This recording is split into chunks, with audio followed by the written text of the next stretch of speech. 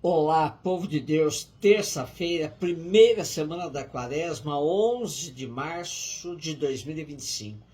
A nossa reflexão de hoje é a partir de Isaías 55, de 10 a 11, Mateus 6, de 7 a 15. Assim fala o Senhor, assim como a chuva e a neve descem do céu e não voltam mais para lá, mas vêm irrigar e fecundar a terra, e fazê-la germinar e dar semente para o plantio e para a alimentação, assim a palavra que sair da minha boca não voltará para mim vazia, antes realizará tudo o que for de minha vontade e produzirá os efeitos que pretendi ao enviá-la. Lido o texto que compara a palavra de Deus com a chuva e a neve. A palavra é o caminho que nos une a Deus, que quebra a distância que há entre nós e Deus.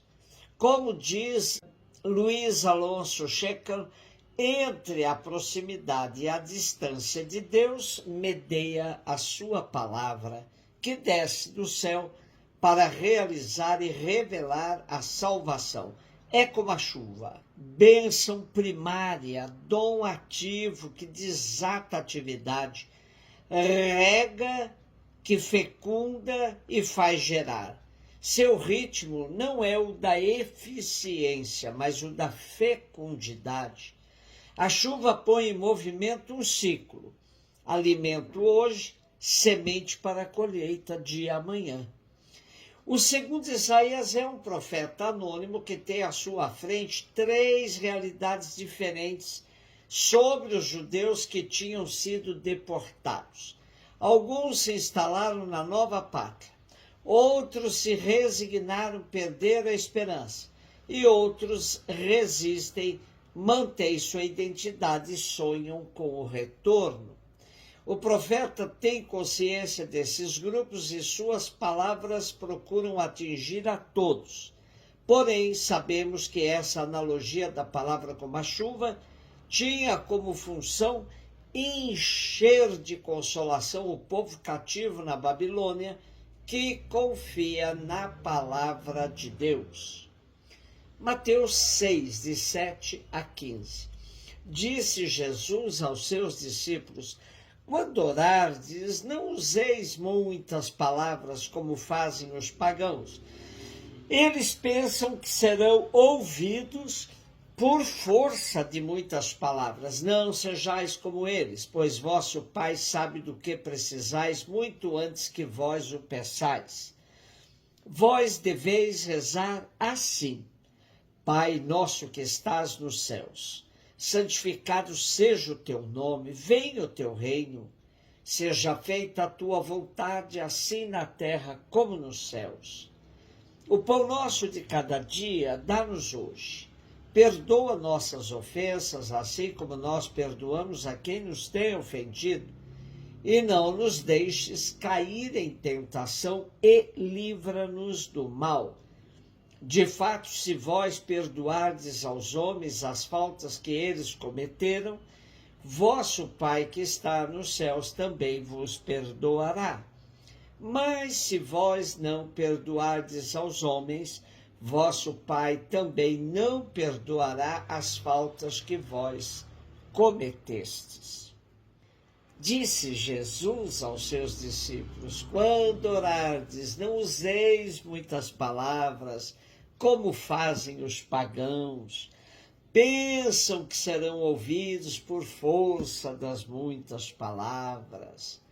Não sejais como eles, pois vosso Pai sabe do que precisais, muito antes que vós o pensais.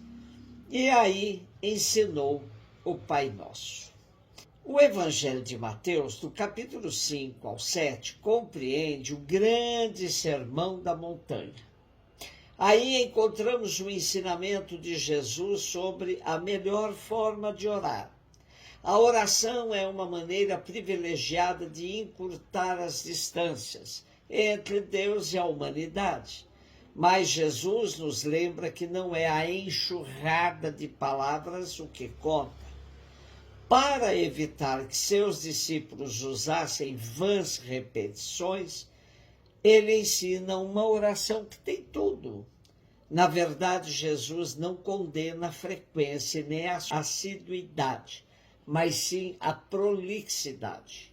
A oração do Pai Nosso contém uma invocação e 7 pedidos, 3 em honra de Deus, 4 a favor da humanidade. Não vou me debruçar sobre cada um deles, pois muitos já o fizeram. Prefiro uma síntese muito bem feita por Leonardo Boff. Vejamos. Na oração do Senhor encontramos praticamente a correta relação entre Deus e a humanidade, o céu e a terra, o religioso e o político, mantendo a unidade do mesmo processo. A primeira parte diz respeito à causa de Deus, o Pai, a santificação do seu nome, seu reino, sua vontade santa. A segunda parte concerne à causa da humanidade. O pão necessário, o perdão indispensável, a tentação sempre presente e o mal continuamente ameaçador.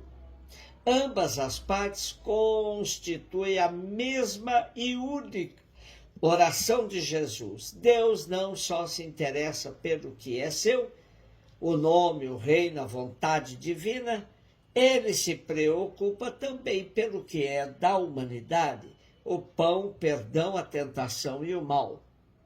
Igualmente, a humanidade não só se prende ao que lhe importa, o pão, o perdão, a tentação e o mal. Abre-se também ao que diz respeito ao Pai, a santificação do seu nome, a chegada de seu reino, a realização de sua vontade.